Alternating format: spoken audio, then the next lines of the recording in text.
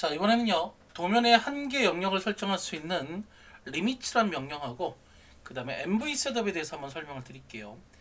자, 이 두 가지에 관련된 명령은 우리 출력할 때도 그 설정 부분에 한계라는 영역이 따로 있고 그 다음에 자격증 같은 거 시험 볼 때도 기본적인 틀을 만들 때 좀 많이 써요. 그래서 리미츠, MV 셋업 이거 설명을 드리고 특히 MV 셋업 같은 경우는 여기 모형 공간에서도 쓰이지만 이 배치 공간에서 쓰이는 거하고 모형 공간에서 쓰이는 거하고 좀 틀려요. 그래서 나중에 배치 영역 할 때 제가 배치 공간에서 쓰이는 그 방법을 따로 또 하나 설명을 드릴게요. 자, 일단 리미츠부터 한번 해볼게요. 리미츠. 자, 리미츠는요 LIMITS라고 입력을 해요. 네, 기본적으로 입력할 때 LIM까지 치면 자동으로 뒤에가 붙어요. 그래서 리미츠하고 엔터를 치고 그럼 모형 공간 한계 재설정 이렇게 나오죠.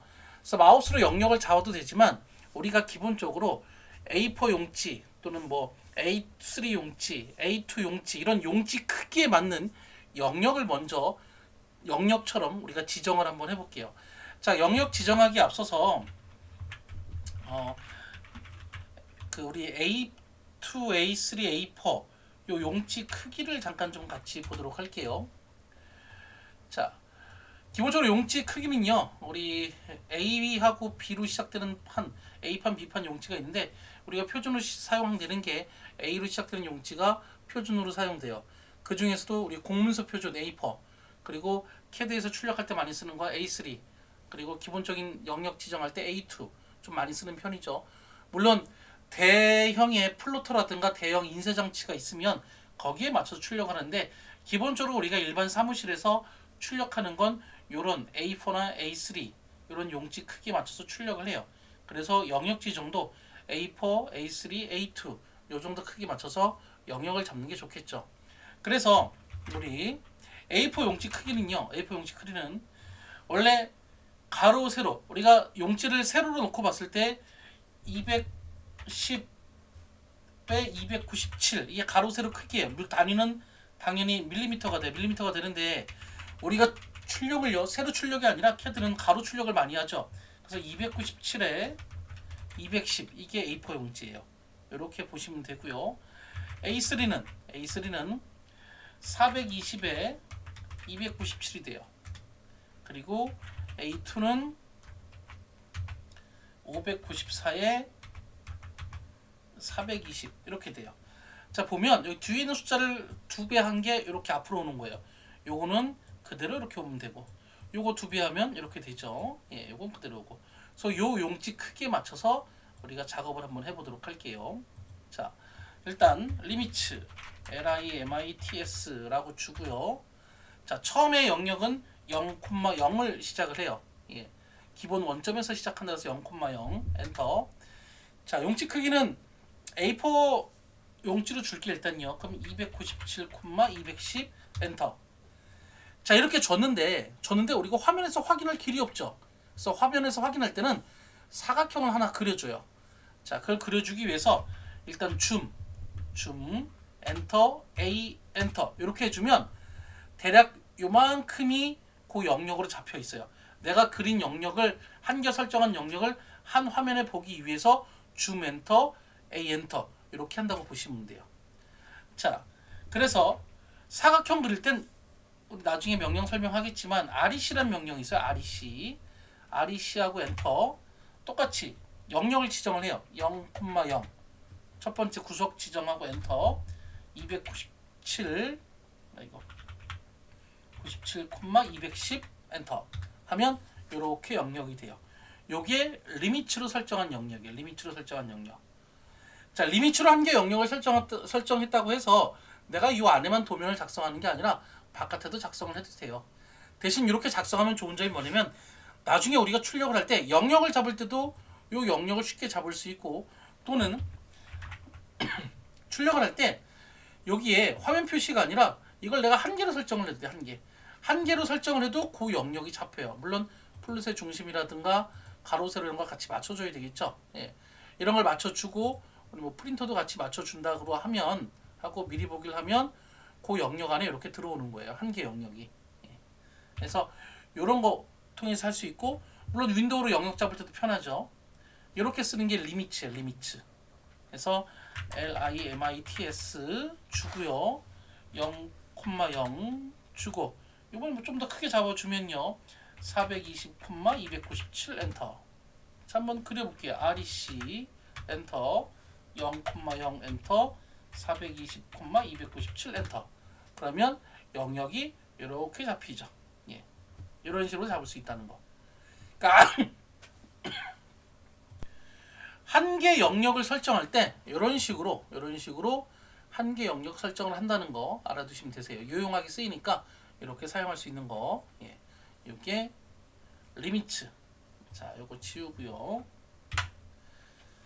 자, 요거는요 MV 셋업을 이용해서 한번 만들어 볼게요. MV 셋업. 예, 똑같이 MVSETUP인데 MVS까지만 입력하시면 뒤에 게 어느 정도 자동으로 붙어요.